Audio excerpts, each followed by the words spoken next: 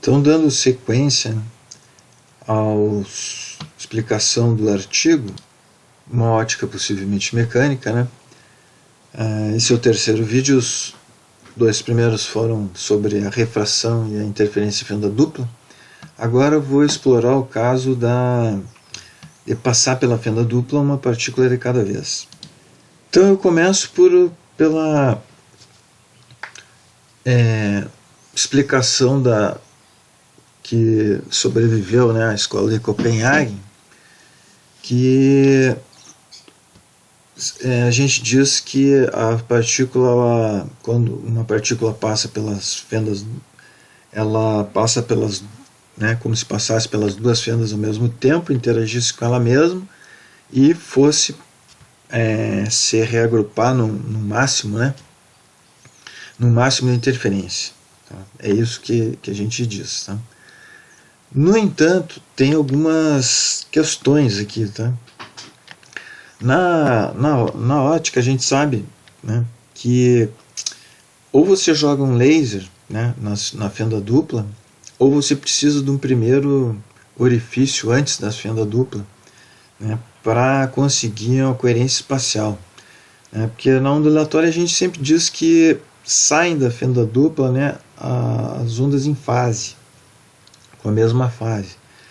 Então, para conseguir essa mesma fase, a gente precisa de pelo menos coerência espacial, né? Ou seja, as partículas saindo ao mesmo tempo das fendas. Né?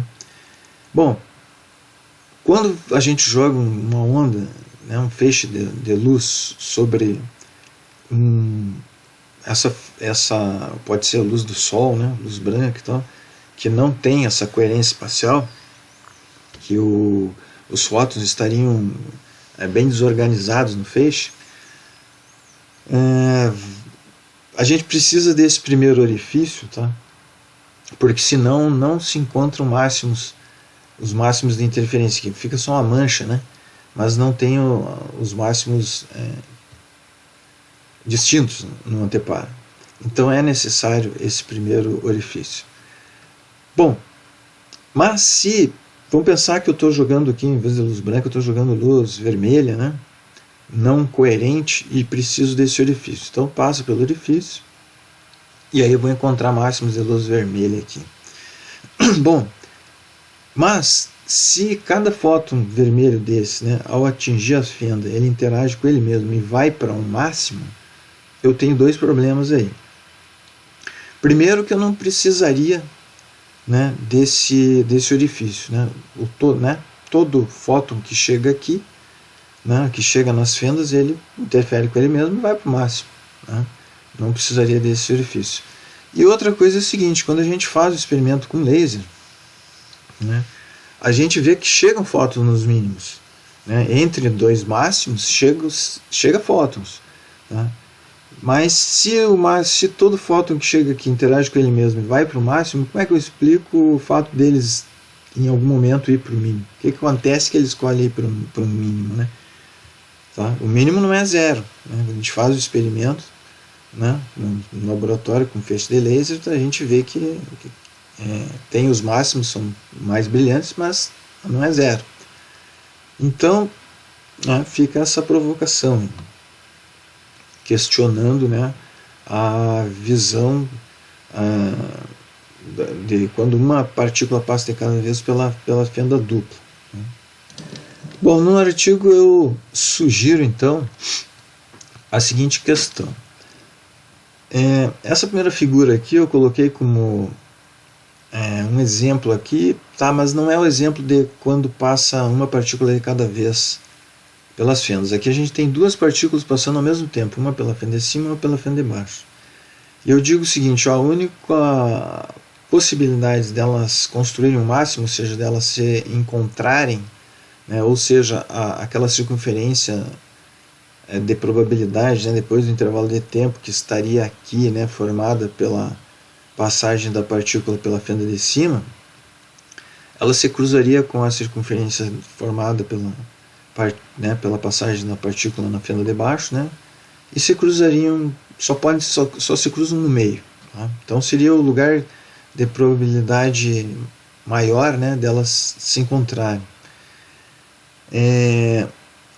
Bom, fora dessa posição, né, o caminho que uma percorre é diferente do caminho que a outra percorre, a distância é diferente, e elas não podem se encontrar.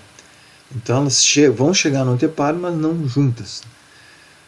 Agora, para o caso de uma a uma, tá? Então, aqui eu estou dizendo que uma partícula incidiu na fenda de cima, e depois do intervalo de tempo, né, ela estaria sobre uma certa semicircunferência aqui, do lado direito das fendas, né?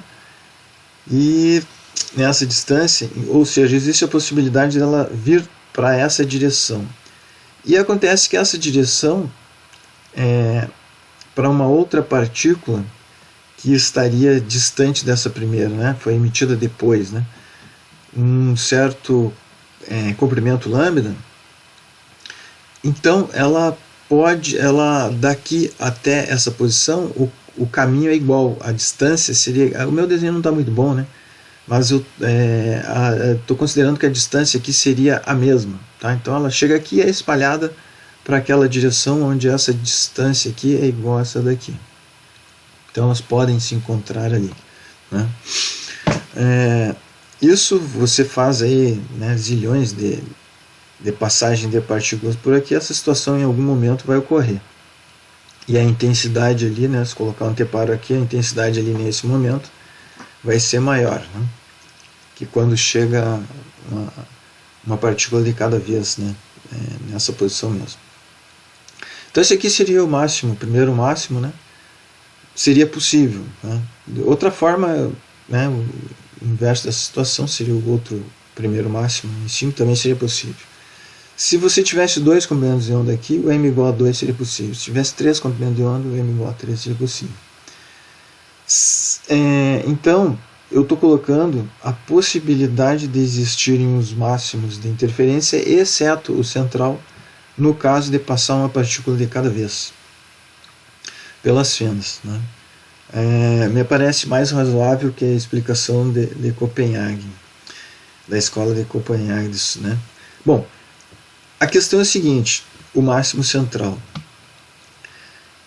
Então eu estou dizendo com esse meu modelo que existe um critério para quando eu de fato estou passando uma partícula de cada vez pelas fendas, que seria a não existência do máximo central. Ou seja, no experimento a gente baixou tanto a intensidade, né, das partículas que estão chegando nas fendas, que de fato elas estão passando uma de cada vez, não está passando 2 de cada vez. Se passar 2 de cada vez, se houver, né, se o meu feixe não é intenso, não é suficientemente pouco intenso, né, se ele não se no meu feixe tem 2 partículas que vão passar pelas fendas ao mesmo tempo, vai existir o máximo central. Mas esse não é o caso de passar uma de cada vez, tá? Então, essa é a diferença, tá? Me parece mais razoável que essa possibilidade, né, seja o que esteja acontecendo. Mas é uma questão a ser experimentada.